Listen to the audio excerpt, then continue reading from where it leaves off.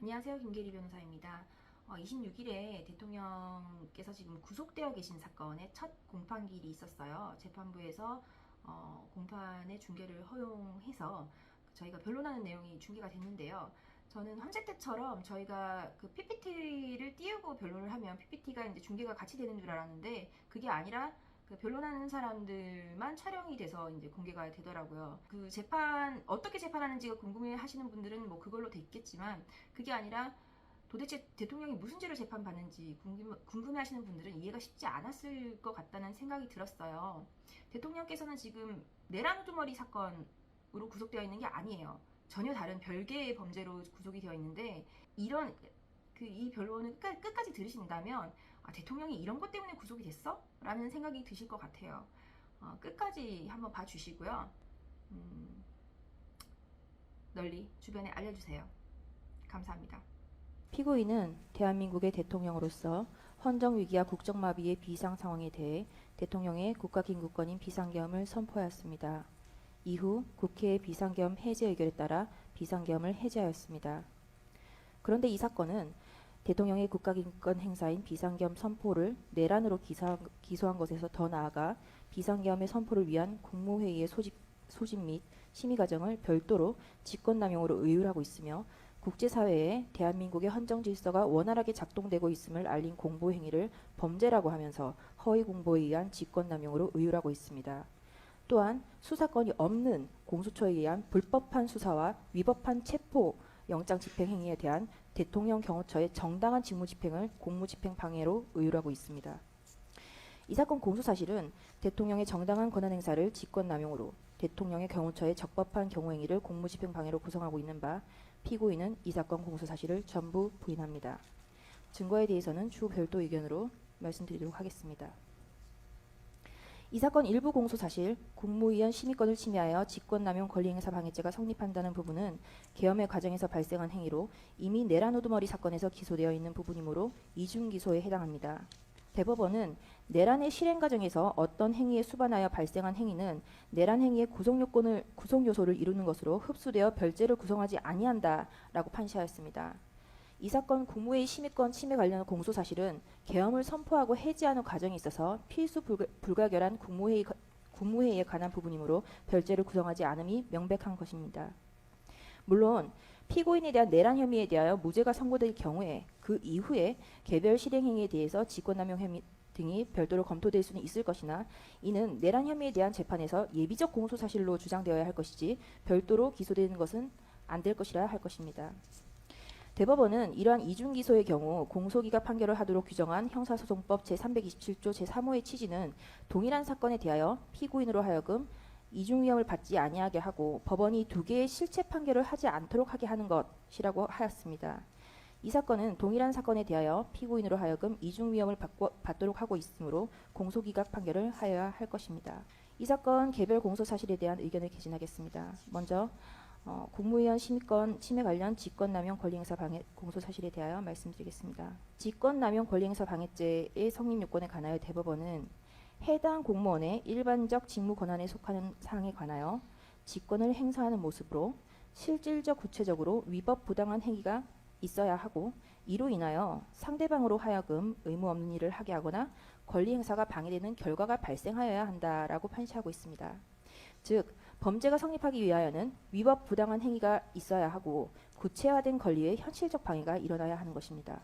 특검은 헌법에 존재하지도 아니하는 국무위원의 심의권이라는 개념이 존재한다고 주장하면서 국무회의의 심의는 의결을 포함하는 절차라고 하고 있습니다. 심지어 국무위원에게 국무회의에 출석하여 심의에 참여하고 기명으로 반대 의견을 표명하여 이를 국무회의록에 남기고 의결에서 반대표를 행사하는 등의 방법으로 헌법을 수호하여야 할 권한과 책무가 있다라고 주장하고 있습니다.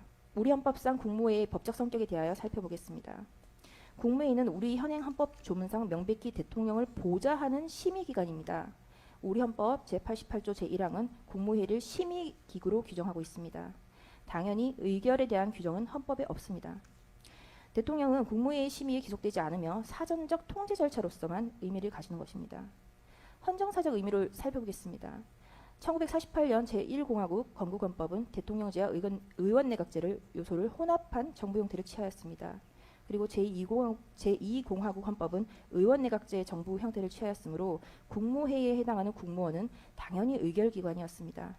그러나 대통령제를 채택하고 있는 현행 헌법상 국무회의의 법적 성격은 의결기관이 아니라 심의기관인 점은 명백한 것입니다.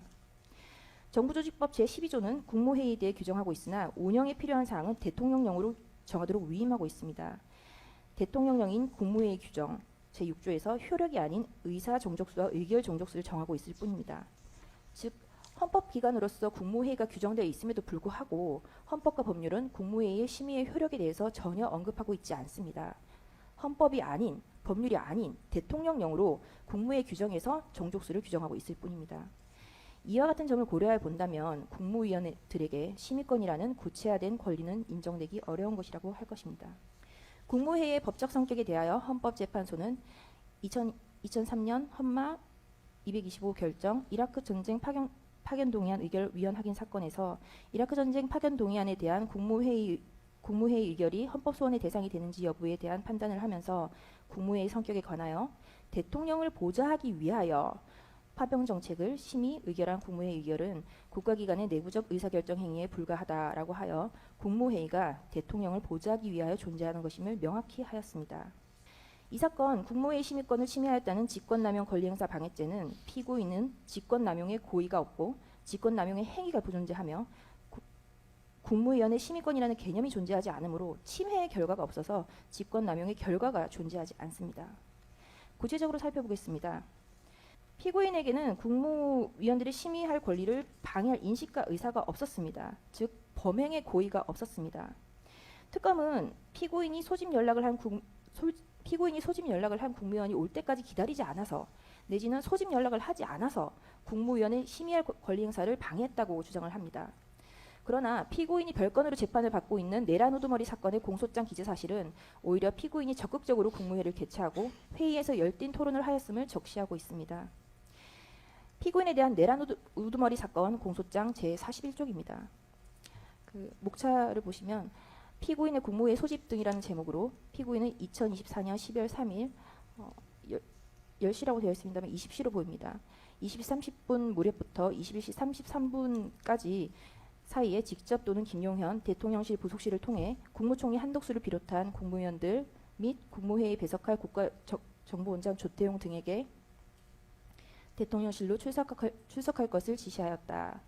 그리고 국무회의 구성원 11명 소집 전 상황이라고 해서 국무회의 정족수가 성원이 되기 전까지 2024년 12월 3일 20시 20분경부터 22시 00분경까지 약 1시간 40분 동안 국무회의 정족수에 이르지 못하는 상황에서 국무총리 한덕수, 외교부 장관 조태열, 경제부총리 겸 기획재정부 장관 최상목 등이 자신의 의견을 적극적으로 개진하고 그럼에도 불구하고 피고인이 그에 대한 반박을 하는 과정을 적시하고 있습니다. 피고인은 종북 좌파들을 이 상태로 놔두면 나라가 거덜난다. 국무위원의 상황인식과 대통령의 상황인식은 다르다라고 하였고 외교부 장관 조태열에게 재외 공간을 통해 대외관계를 안정화시켜라 라는 내용의 문서를 건네주었다라고 기재하고 있습니다. 국무회의 구성원 11명 소집 후 상황입니다. 22시 17분경 송미령이 도착하여 국무회의 정족수 11명이 모이게 되자 22시 17분부터 22시 22분경 배석한 국무위원들에게 장관들의 입장에서 보는 상황인식과 책임감은 대통령으로서 보는 것과 다르다. 이것은 대통령이 내가 결단한 것이고 대통령이 책임지고 하는 것이다. 지금 계엄을 선포할 수밖에 없다. 국무회의 심의를 했고 발표해야 하니 나는 간다. 국무회의를 심의를 했고 발표해야 하니 나는 간다 라고 말을 했다고 기재하고 있습니다. 검찰이 하자 있는 국무회의라고 주장하는 이 공소장 기재에 의한다 하더라도 피고인은 20시 20분경부터 국무회의 정족수 11명이 소집될 때까지 계엄 선포를 미루고 국무위원들과 계엄 선포에 대해서 열띤 심의를 하였고 22시 17분경부터 11명의 정족수가 충족되자 22시 22분경까지 심의한 후에 22시 23분경 계엄을 선포했음이 확인됩니다. 그렇다면 피고인의 국무회의에 대한 인식과 의사는 미처 도착하지 못한 국무위원들에 대한 배제 그리고 배제가 아닌 국무회의 정족수 11명의 성원을 기다린 것으로 국무회의의 적법 요건을 적극적으로 갖추고자 하였던 것임이 확인되어 이 사건 공소 사실의 피고인의 고의가 부존재함을 확인할 수 있습니다. 그리고 피고인에게는 직권남용 행위가 부존재합니다. 피고인은 당시 대통령실 인근에 있거나 위치가 확인되어 빨리 올 수 있는 국무위원을 부른 것일 뿐 특정 국무위원을 지정해서 배제하거나 국무위원들이 국무회의에 참석하지 못하도록 방해 행위를 한 사실이 없습니다. 전술한 바와 같이 피고인은 국무회의의 심의에 기속되지 않으므로 특정 국무위원을 배제할 이유가 전혀 없습니다. 또한 참석한 국무위원 전원이 비상계엄에 대해 반대를 하였으므로 유리한 의결을 위하여 특정 국무위원을 배제하였다는 논리 역시 성립될 수 없습니다. 전술하였듯 국무위원들에게 심의권이라는 개념이 존재하지 않으므로 침해받을 권리가 없어 직권남용의 결과가 존재하지 아니합니다. 즉, 이 사건에는 피고인의 고의도, 남용 행위도, 남용의 결과도 없는 것입니다. 그 과거 김영삼 대통령의 긴급재정경제명령 금융실명제의 경우를 살펴보겠습니다. 김영삼 대통령이 1993년 8월 12일 긴급재정경제명령을 발령하기 위한 국무회의를 소집할 때 국무위원들은 일과 후에 퇴근을 준비하던 중이었습니다. 사전에 안건에 대해 전혀 설명을 받지 못하였고 대통령 비서실의 소집 통보를 받았습니다. 국무위원들은 당시 협상이 진행되던 중이던 우루과이 라운드에 대한 중요한 의제가 있다는 말을 듣고 국무회의에 참석하였는데 김영삼 대통령은 국무위원들에게 금융실명제를 전격적으로 시행한다고 일방적으로 통보를 하였고 그대로 국무회의를 종료하고 생방송을 통해 긴급재정경제명령을 발령하였습니다. 국무위원들은 그 구체적인 내용을 대국민 긴급 담화를 통하여 들었습니다. 헌법재판소는 대통령의 긴급재정경제명령 발동에 대한 사법심사를 하면서 특별히 국무회의와 관련한 절차적 하자에 대해서는 전혀 문제 삼지 않았습니다. 즉, 국가긴급권의 발령이 검토되는 비상 상황에서 절차의 관여와 밀행성의 요청을 인정한 것이라 할 수 있습니다. 당시 한겨레 신문기사를 보겠습니다. 이 신문기사를 보면 6시에 긴급 국무회의 소집 통보가 있기 전까지 국무회의 소집 사실은 물론 내용조차 전혀 감지하지 못하였으며 7시에 긴급 임시 국무회의가 소집되었으며 7시 30분에 발표를 하고 8시를 기해 금융실명제가 전격 실시되었음을 기사로 확인할 수 있습니다. 피고인은 2024년 12월 4일 4시 27분 비상계엄 해제 담화에서 국회의 계엄 해제 의결에 따라 계엄을 해제하고자 하나 새벽인 관계로 아직 국무회의 정족수를 채우지 못하였고 국무위원들이 오는 대로 바로 계엄을 해제하겠다고 하였습니다. 그에 따라 2024년 12월 4일 4시 27분에서 4시 29분 단 2분 동안 비상계엄 해제 국무회의가 있었고 국무위원이 도착하여 성원이 되는 대로 국무회의를 개최하였으며 국방부 장관의 제안 설명에 아무런 발언도 하지 않았다고 회의록은 명확히 기재하고 있습니다. 특검의 논리대로라면 이 비상계엄 해제 국무회의는 국무위원 전원이 도착하기를 기다리지 않고 회의를 개최하고 별다른 심의를 하지 않고 국방부 장관만 발언을 하였으므로 하자 있는 심의가 되어 위법한 국무회의이고 적법한 계엄 해제가 존재하지 아니하는 것으로 지금 현재 계엄 상태여야 합니다. 그렇다면 특검이 이 비상계엄 해제 국무회의 역시 직권남용으로 기소하여야 합니다. 기소하지 아니하는 것 자체가 모순인 것입니다. 특검의 주장이 말이 되지 않으면 명확하고 이 사건 공소제기는 억지식 공소제기로 제기되지 아니함이 명백한 것입니다. 민주당과 일부 언론 그리고 일부 사람들은 이 사건 비상계엄이 독재를 위한 계엄, 친위 쿠데타, 계엄이 내란이라는 프레임과 허위의 선동을 지속하고 있습니다. 이 사건 공소장 9쪽입니다. 공소장 제9쪽은 피고인의 비상계엄의 선포 이유에 대하여 피고인은 야당이 국회의 다수를 차지하고 쟁점 법안들에 대한 단독 처리를 강행하며 국무위원, 검사 등 다수의 고위공직자를 탄핵하는 등 국정 운영에 어려움을 겪는다는 사유만으로는 헌법과 계엄법에 규정된 비상계엄 선포 요건에 해당하지 않음에도 위와 같은 사유를 내세워 2024년 12월 3일 22시경을 기하여 대한민국 전역에 비상계엄을 선포하기로 결심하였다라고 적시하고 있습니다. 민주당이 임명한 특검 기재의 공소장에 의한다 하더라도 피고인의 비상계엄은 민주당의 일당 독재의 폭주의 원인이 있었던 것임을 명확히 적시하고 있습니다. 피고인이 장기 독재를 꿈꾼다거나 하는 허황된 사실을 적시하지 못하고 있습니다. 비상계엄의 선포 요건은 오로지 당시 대통령이었던 피고인이 판단할 사항이며 특검이 판단할 문제가 아님을, 내란이 아님을, 사법심사의 대상이 아님을 다시 한번 지적해두고자 합니다. 다음으로 비상계엄 선포 문건의 사후 작성 공수 사실에 대해 말씀드리겠습니다. 사건 당시 강의구 부소실장은 민정수석으로부터 대통령의 국법상 행위는 형식적으로 문서화되어야 한다는 의견을 전달받았습니다. 이에 따라 강 실장은 비상계엄 선포문 자체는 국방부 장관이 이미 작성해온 상황이었기 때문에 그 앞에 붙일 행정서식 수준의 표지 정도는 필요하다고 판단해서 임의로 해당 표지를 작성하게 된 것입니다. 이후 이 표지에는 국방부 장관, 국무총리 서명을 먼저 받은 뒤 24년 12월 7일 피고인에게 재가를 올렸습니다. 하지만 당시 피고인은 해당 표지를 보고 왜 부속실이 이런 문건을 작성하느냐고 물었고 강 실장은 그냥 복원만 하려고 한다라고 말하며 서명을 요청하였기에 피고인은 장관과 총리 서명을 확인한 뒤이어 서명한 것에 불과합니다. 이후 12월 8일 한덕수 총리가 강의구 실장에게 별것 아닌 표지가 혹시나 논란될 수 있으니 파기하라는 취지로 연락을 했고 결국 강의구 실장은 피고인에게 별도 보고 없이 행정총괄인 국무총리의 뜻에 따라 이 사건 표지를 폐기하기에 이르렀습니다. 이 사건에서 문제가 된 표지는 공소장이나 일부 언론 보도에서 주장하는 바와 달리 비상계엄 선포문을 사후에 새로 작성한 문서나 부서의 외관을 작출한 것이 아닙니다. 실제로는 국방부 장관이 이미 작성한 비상계엄 선포문이 별도로 존재하고 있었고 강의구 부속실장이 작성한 건 표지 형식의 행정문서에 불과하며 일반적인 부서 형식이나 부서 절차, 권한과도 전혀 맞지 않습니다. 즉 강의구 실장이 선포문의 내용을 새로 작성하거나 기존 내용을 수정한 사실은 전혀 없고 어디까지나 행정상의 표지 문서였던 것입니다. 강의구 실장이 작성한 표지 예시를 보시면 다음과 같습니다. 비상계엄 선포라는 제목, 비상계엄을 선포한다.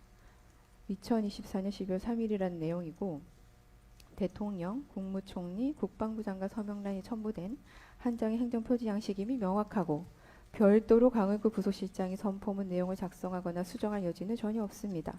이 사건에서 문제가 되는 표지는 바로 이 한 장입니다. 대법원 98도 4350 판결에 따르면 공용서류 무효죄는 공무소에서 사용 중이거나 사용할 목적으로 보관하는 서류, 기타 물건을 그 객체로 삼는다고 명확히 판시하고 있습니다. 따라서 해당 서류의 보관 책임자가 더 이상 공무소에서 사용할 의도 없이 폐기할 목적으로 처분한 경우 그 문서는 더 이상 공용서류로서의 법적 성질을 가지지 않는다는 것이 대법원의 일관된 입장입니다. 이 사건과 관련하여 한덕수 총리는 강의구 실장이 작성한 표지에 대해 행정 절차상 문제를 지적하면서 폐기하라고 명시적으로 지시했습니다. 그렇다면 대법원 판례 취지를 적용할 때 해당 문서는 폐기 즉시 공무소에서 사용되거나 보관될 예정이었던 서류의 지위를 상실한 것으로 보아야 하고 형법 142조가 보호하는 공용서류에 해당한다고 평가하긴 어렵다고 할 것입니다. 대통령 기록물 관리법 및 공공기록물 관리법에 따르면 기록물이란 공공기관이 업무와 관련하여 생산하거나 접수한 문서를 의미합니다. 따라서 어떠한 문서가 대통령 기록물로 인정되기 위해서는 그 문서가 대통령 또는 대통령 비서실 등의 공공기관이 공식적 업무 수행의 일환으로 생산하거나 접수한 문서여야 합니다. 하지만 이 사건과 같이 강의구 실장이 작성한 표지는 그의 직무 범위와 무관하게 작성된 비공식 문건에 해당할 뿐입니다. 또한 해당 문건에 대통령의 서명이 포함되어 있다는 사정만으로 그 문서가 대통령 기록물로 자동적으로 분류된다고 보기도 어렵습니다. 법이 보호하고자 하는 대통령 기록물은 대통령의 직무 수행과 관련하여 공식적으로 생산된 기록물에 한정되기 때문입니다. 결론적으로 강의구 부속실장이 작성한 그 표지는 공공기관의 업무와 관련하여 생산된 문서에 해당하지 않고 결국 대통령 기록물로도 평가되기가 어렵습니다. 특히 강의구는 대통령 실장 산하의 부속실 소속 공무원으로서 그 직무는 대통령의 일정 관리와 같은 비서적 성격의 업무에 한정되어 있었습니다. 대통령이 국법상 행위와 관련한 중요 정책 문서나 결정사항에 관한 문서를 생산하거나 이를 통제할 권한은 부속실은 전혀 존재하지 않았습니다.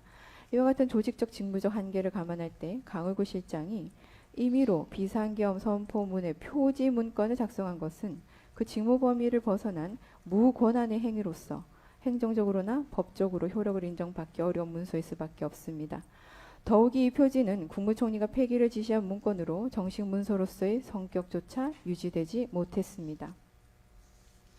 공소사실은 마치 피고인이 비상계엄 선포가 위법하다는 판단을 미리 예상하고 이를 사후에 정당화하기 위해 부서란이 포함된 비상계엄 선포문 양식 문서를 허위로 작성한 것처럼 지금 서술하고 있습니다.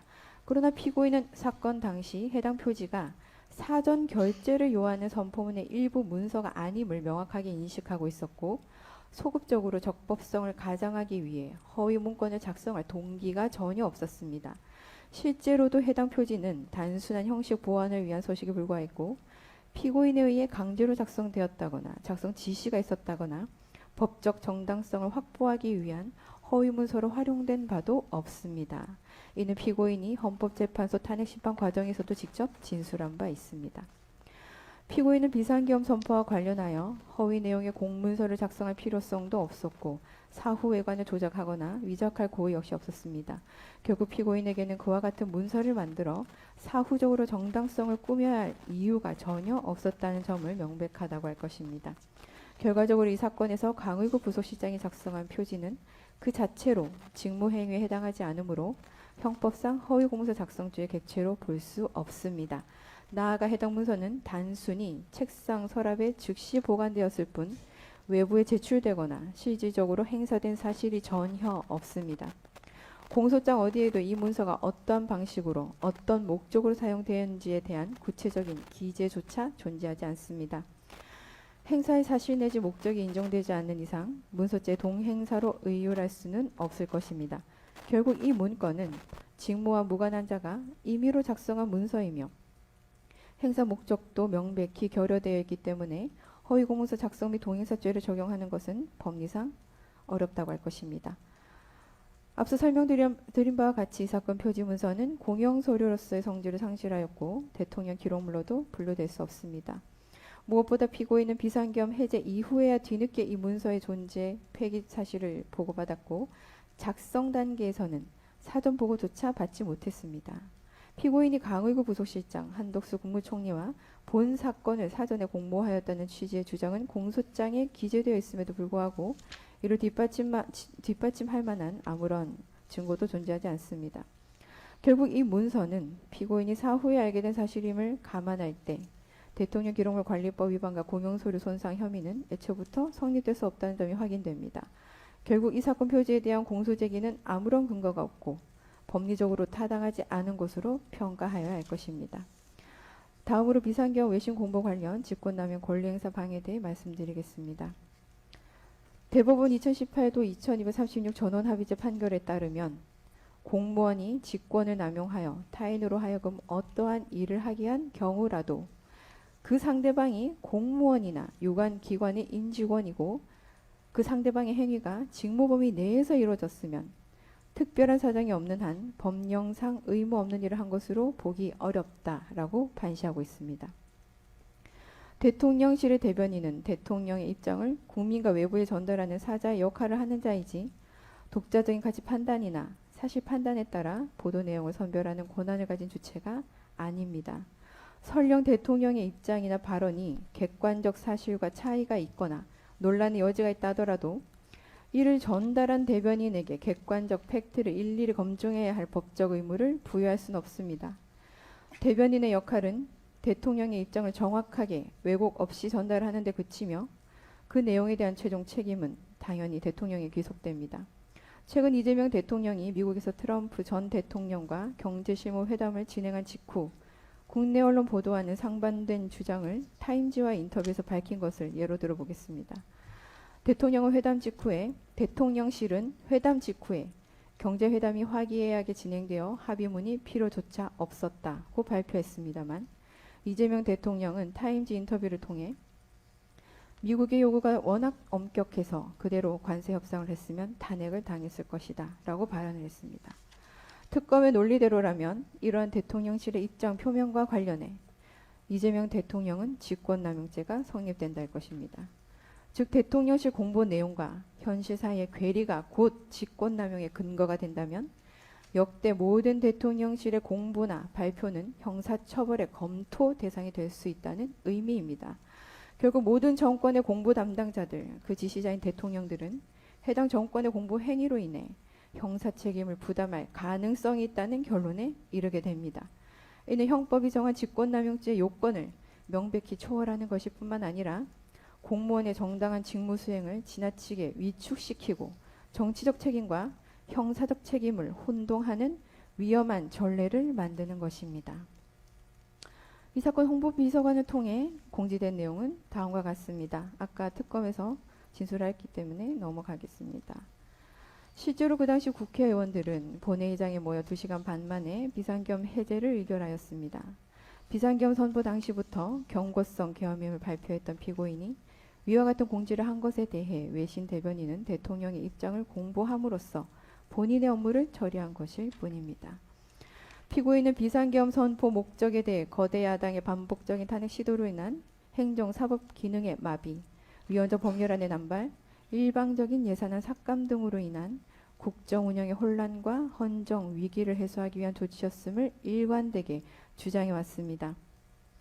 설령 국가 긴급권 발동에 대한 사법 심사가 가능하다 하더라도 그 필요성과 판단은 당시 상황을 종합적으로 고려한 대통령의 고유한 판단 영역에 해당한다는 점은 법리상 명백합니다. 피고인은 주권자인 국민에 대한 메시지 계엄을 통해 헌정 질서 위기를 해소하고자 하였고 국회에서의 해제 의결에 따라 즉시 비상계엄을 해제하였습니다. 하지만 비상계엄 선포와 해제 과정 자체가 국제사회에 불필요한 우려를 줄 수 있었고 이는 대한민국 대외 신인도에 중대한 영향을 미칠 가능성이 분명히 있었습니다. 이에 피고인은 대한민국의 헌정 시스템이 정상적으로 작동 중이며 대통령과 국회가 각자의 역할을 통해 질서 회복에 나서고 있다는 점을 국회 사회에 분명히 알릴 필요가 있었다는 판단 하에 이 나라가 건재하다는 취지의 공보 지시를 내렸던 것입니다. 구체적 사실관계를 보면 올해 초 헌법재판소의 증인으로 출석한 조지호 경찰청장과 김봉식 청장 증언에 따르면 피고인은 국회의원들의 국회 출입을 통제하라고 지시한 사실이 없고 오히려 신분 확인 후 출입을 허용하도록 지시하였습니다.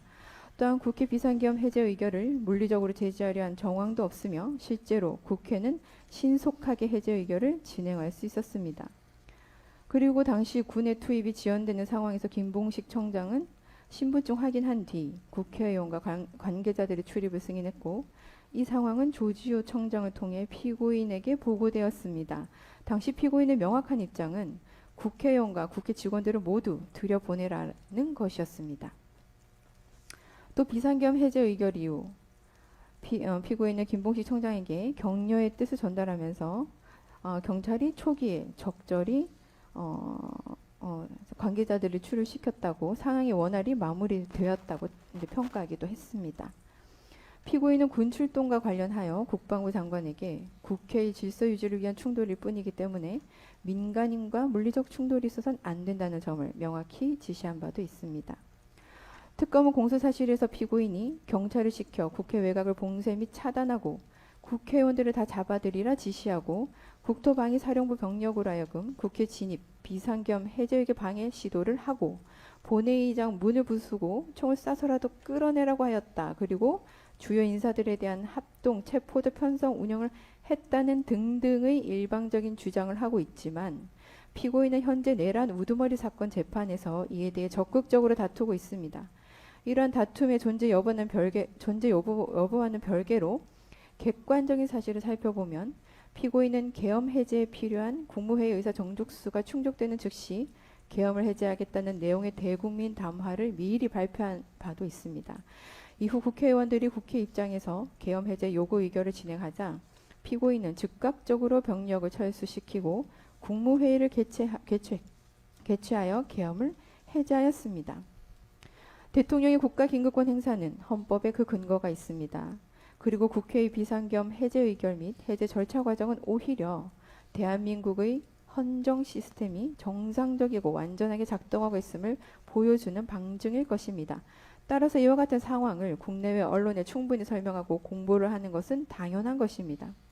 오히려 정부가 이러한 사실을 외신에 전혀 공지하지 않았다면 국제사회에 스스로 무정부 상태임을 자인하는 것과 같은 잘못된 인식을 줄 수 있고 이는 외교적 경제적으로 더 큰 혼란과 손실을 초래하였을 것입니다. 해외 홍보비서관은 외신 브리핑을 담당하는 직무에 있고 해당 직무 범위 내에서 정부의 비상계엄 선포 및 해제에 관한 입장을 발표하였습니다. 이는 사전에 정해진 업무 절차와 기준에 따라 이루어진 것이므로 직무 범위를 일탈하거나 의무 없는 행위를 한 것이 아닙니다.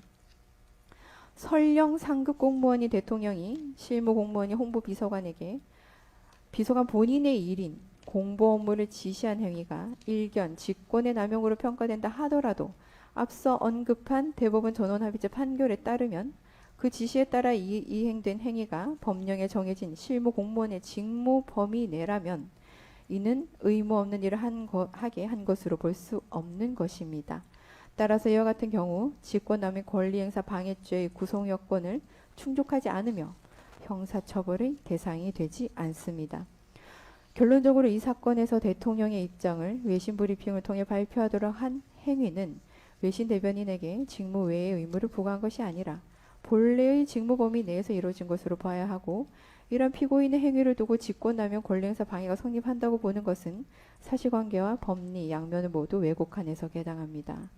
따라서 특검의 기소는 법적 근거에 기초하였다기보다는 정치적 목적이 개입된 기획 기소로 평가될 수 있다는 우려가 있습니다. 앞선 공소 사실들은 비상계엄이라는 단어가 주는 과거의 프레임이 국민의 내면에 집단적으로 소환되어 비실질적인 두려움을 부여하였다는 점, 이러한 두려움을 일부 정치권에서는 철저하게 사법부 길들이기와 지방선거의 활용을 목적으로 이용하려 하긴 하지만, 그럼에도 우리 당사자들이 본 법정에서 보고 듣고 판단해야 하는 것은 이 사건 공소 사실의 사실관계 그 자체입니다. 재판부께서는 대공무사의 공정함까지는 아니시더라도 법리를 중심으로 최소한 합리적 판단을 해주시길 요청드리는 바입니다. 다음 공소 사실로 넘어가도록 하겠습니다. 비화폰 통화 내역 삭제 지시 관련 공소 사실 문제점에 대해서 말씀드리겠습니다. 우선적으로 말씀드리는 건 이 사건 범죄 사실은 공소장 기재 자체로도 아무런 범죄가 성립되지 않는다는 것입니다. 공소장 기재에 하더라도 피고인이 김성훈 경호차장에게 지시한 것은 당시 보안 사고가 발생하면 어떠한 조치를 취해야 하는지 물어보면서 사령관들 비화폰에 대해서도 조치하라고 지시한 것뿐입니다. 이러한 지시에는 어떠한 위법도 없습니다. 비화폰은 군사 암호자재이고 그 통화 내용은 특검에서도 압수물 목록에 기재하였듯 군사 기밀 자료입니다. 비록 영장에 의한 당시 계엄 직후 언론에도 보도됐듯이 전 국정원 제1차장 홍장원에 의해서 비화폰이 외부에 노출되는 보안 사고가 발생을 하였습니다. 또한 비슷한 시기에 계엄 사무를 수행한 사령관들도 직무가 배제되어 경호처 비화폰을 더 이상 소지할 수 없게 되었습니다. 그러나 각 사령관들의 비화폰은 반납되지 않았고 보안 사고가 발생하게 된 것입니다. 즉 비화폰의 암호 체계 등이 외부에 노출될 위험에 처하게 된 것입니다. 이러한 보안 사고가 발생하는 경우에는 대통령 경호처 보안 통신 규정과 대통령 경호 보안 업무 규정에 따라서 즉시 인가를 해제하고 인가제의 접근을 막으라는 조치를 취해야 합니다. 당시 대통령이 피고인이 김성훈 차장에게 지시한 것은 보안 사고가 발생할 때의 규정을 물어보고 사령관들의 비화폰도 조치하라는 것뿐이었습니다. 두 번째로 말씀드리는 것은 공소장 기재에 의하더라도 피고인은 김성훈 차장에게 비화폰 통화 내역을 삭제하라고 지시한 바가 전혀 없습니다.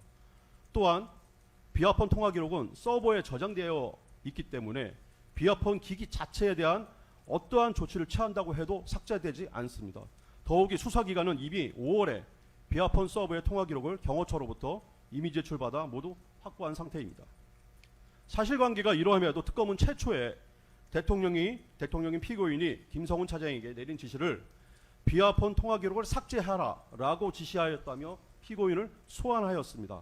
사건이 특검으로 이첩된 이후에는 비화폰에 대한 어떠한 조치가 통화 기록 삭제와는 아무 관련이 없음을 인지하게 되자 공소 사실과 같이 그 내용을 바꾸어서 비화폰 단말기의 통화 기록 등 정보를 수사기관이 볼 수 없도록 지시하였다로 범죄 사실을 변경하였습니다. 즉 있지도 않은 범죄 사실을 억지로 작출해낸 것입니다. 세 번째로 말씀드리는 것은 특검의 공소장 기재 사실을 그대로 인정한다 가정해도 피고인에 대한 범죄가 성립되지 않습니다. 대법원 판례에 의하면 직권남용 권리행사 방해죄는 실제로 공무원이 위법 부당한 행위를 한 경우에 성립되고 또 결과도 발생해야 됩니다. 이를 교사한 경우도 마찬가지입니다. 공소장 기재에 의하더라도 단말기에 대한 어떠한 조치가 이루어져서 수사기관이 적법한 절차에 의하더라도 이를 볼 수 없는 사태가 발생한 바가 전혀 없습니다. 피고인으로부터 지시를 받은 김성훈 차장 역시 부하에 지시를 내릴 때 통화 기록을 삭제하라거나 수사기관이 볼 수 없도록 하라는 지시가 아닌 보안 규정 등에 따라 피고인 취급 인가를 상실한 자들이 비아폰에 접근할 수 없도록 원격 로그아웃 등의 암호자재 취급 인가 해제 조치를 하라는 지시였을 뿐입니다. 그러나 이 지시를 받은 부하 김대경은 당시 내란몰이 상황에서 자신에게 불이익이 갈까 두려워 김성훈 차장의 합법적인 지시조차 이행하지 않은 것입니다. 김성훈 차장에 대한 구속영장이 서부지방법원에서 기각된 이유도 이와 같습니다.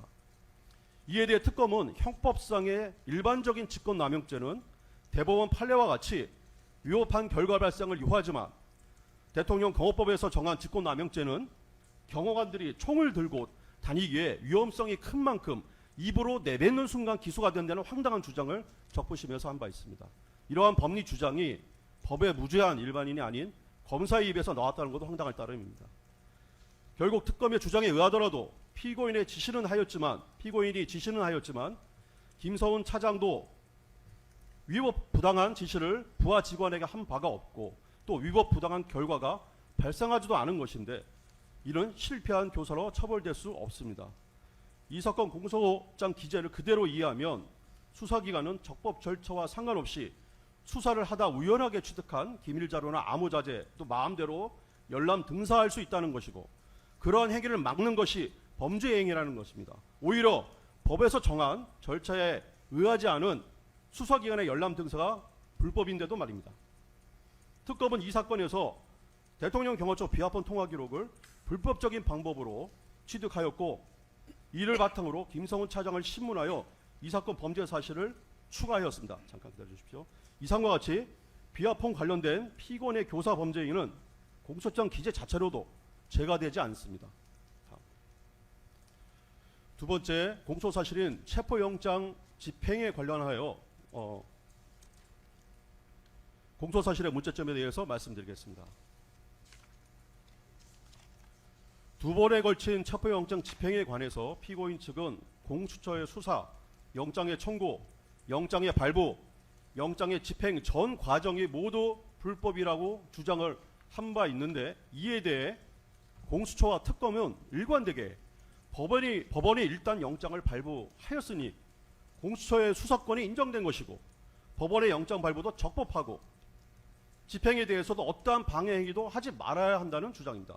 한마디로 서부지방법원의 영장판사가 공수처에 없는 수사권도 만들 수 있고 영장판사가 발부한 영장의 효력은 헌법과 법률의 어떠한 조항보다도 우선한다는 절대적 우위를 갖는다는 주장입니다. 공수처의 체포영장 집행과 관련해서 가장 우선적으로 드리는 부분은 공수처는 대통령에 대한 내란죄 수사권이 없다는 것입니다. 공수처법 제2조 3호나 4호에 의하더라도 수사권이 없으면 명백합니다. 이에 대해 공수처는 이러한 변명을 합니다. 공수처가 수사를 할 수 있는 대통령에 대한 직권남용죄를 수사하다 보니 내란죄를 인지하게 되었고 따라서 4호에 관련된 관련 범죄로 보아야 한다는 것입니다. 그러나 대통령은 헌법 제84조에서 내란 외환이 아니면 형사소추를 받지 아니하고 형사소추는 수사를 전제로 한 것이어서 수사를 해서도 안 됩니다. 더욱이 강제수사는 말할 것도 없습니다. 수사를 할 수 없는 직권남용죄를 수사하였다는 것도 불법이고 수사를 하다가 내란죄를 인지하였다는 것도 불법입니다. 따라서 공수처는 당시 대통령인 피고인에 대한 내란죄 수사권이 없음에도 수사를 한 것입니다. 이 점에 대해서는 2025 고학 129 사건에서의 구속 취소 결정에도 그대로 반영되어 있는데 특히 내란죄를 인지하였다고 하는 어떠한 근거도 존재하지 않는다고 설시한 바도 있습니다. 두 번째로 공수처는 관할을 위반해서 영장을 청구하였고 서부지방법원은 위법하게 영장을 발부하였다는 것입니다. 내란죄, 직권남용죄 등은 모두 공수처가 직접 기소할 수 있는 사건이 아니고 사건 조사가 완료되면 기소를 위해 서울중앙지방검찰청으로 사건을 이첩해야 하며 서울중앙지방검찰청의 영장청구법원은 서울중앙지방법원입니다. 한마디로 공수처는 영장 발부가 가능한 법원을 찾아 법원 쇼핑을 한 것입니다. 공수처는 과거 중앙지방법원에 영장을 청구하여 기각을 당하자 그 사실을 숨기고 다시 서부지방법원에 청구했다는 의혹도 받고 있는 상태입니다. 이런 청구에 대해 서부지방법원은 관할 위반으로 영장 청구를 기각했어야 하나 발부하였고, 더욱이 형사소송법 110조, 111조 적용을 예외로 한다는 입법적 기재까지 하는 불법을 저질렀습니다. 세 번째로 영장 집행 과정에서 공수처는 법에서 정한 영장을 제시하는 절차를 이행하지도 않았습니다. 법과 판례에서 정한 영장 제시 예외 사유인 급속을 요하는 때가 아님에도 불구하고 영장을 제시하지도 않았습니다. 네 번째로 공수처는 영장에 기재되지도 않은 군사시설 보호구역을 수색하였고, 이를 거부하는 경호처 간부들을 특수공무집행 방해로 입건한 것입니다. 체포 수색 영장에 기재된 장소는 서울 용산구 한남대로 였습니다. 그러나 공수처가 관저촌 출입문을 부수고 들어온 곳은 한남동 수색영장에 기재되지도 않은 군사시설 보호구역 시설물을 부수고 쳐들어온 것입니다. 이에 대해 구속영장 적부심에서 판사가 이 점에 대해서 특검 측의 의견은 어떤가라고 묻자, 특검 측은 황당하게도 도저히 법적인 입에서 나올 수 있는 말이라고는 생각하지도 못할, 체포영장이 발부된 이상 체포를 위해 어떤 곳이든 상관없이 마음대로 수색할 수 있다라는 답변을 하였습니다. 대법원은 영장 해석에 있어 피의자에게 불리한 확장 해석, 유추 해석은 허용될 수 없다는 것이 분명한 태도입니다. 다섯째로 공수처가 위와 같은 영장에 기재되지도 않은 집원의 군사보호구역으로 문을 부수고 쳐들어오자 경호처장은 명확하고 분명하게 불승인 의사를 표명했습니다. 그럼에도 불구하고 계속 진입하였고, 더욱이 군사시설 보호구역 내에서 마음대로 사진과 동영상을 촬영하였습니다. 이는 명백히 군사기지 및 군사시설 보호법의 위반이며, 참고로 최근에 해병대 부대를 무단 침입해서 사진을 찍은 일반인에 대해서는 실형 1년 6개월이 선고된 바도 있습니다. 2025년 1월 15일 집행된 제2차 체포영장 집행에 대해서도 말씀드리겠습니다. 이 전 과정이 불법이었습니다. 당시 1차 체포영장에 기재된 형소법 110조, 111조 예외 조항도 없었습니다. 경호처에서 출입을 거부했음에도 3천여 명이 넘는 경찰 병력을 동원해서 관저천 담을 전기톱으로 자르는 등 위법 행위를 하면서 군사시설 보호구역으로 침입했고, 그 과정에서 불법적으로 촬영하였습니다. 또한 영장 집행 전에 관저천 외곽을 경비하는 50억 경비단장을 직연을 지참토록 하여 공수처로 불러낸 후에 직연을 강제로 빼앗아 출입을 허가한다는 허위 공문서를 위조한 후에 영장 집행에 사용을 하였지만, 그것이 사전에 언론에 의해 적발되자 사용을 하지 못한 바도 있습니다. 1, 2차 체포영장 집행 전 과정에서 대통령인 피고인은 어떠한 직권남용 행위도 한 바가 없습니다. 대통령인 피고인이 경호처 경호원들 직접 지휘할 수 있는 지휘에 있지도 않습니다. 오로지 경호처 고위직의 인사권만 갖는 직무관원밖에 없습니다. 그마저도 당시에는 직무가 정지된 상태였습니다. 경호처의 경호활동은 자체적으로 결정하고 판단하는 것이지, 대통령인 피고인이 구체적인 지시를 하였다는 것은 상식에 부합하지도 않습니다. 지금까지 모든 공소사실의 문자점에 대해서 의견을 말씀드렸습니다. 이와 더불어 아까 좀 전에 말씀드렸듯이 이 사건 기소는 공소장 1번주의에 반하는 기소입니다. 즉 내란, 다음 넘겨주십시오. 내란 혐의로 기소한 것은 이종 기소에 위법이 있다 할 것입니다. 실제로 2025 고합 129 사건에서 이 사건 공소사실과 관련된 사안들이 현재 심리되고 있습니다. 또한 실체관계를 살펴보아도 이 사건 범죄들은 성립될 수 없음은 당연하고, 따라서 피고인에게 무죄 또는 공소기각의 판결을 내려주시기를 부탁드립니다.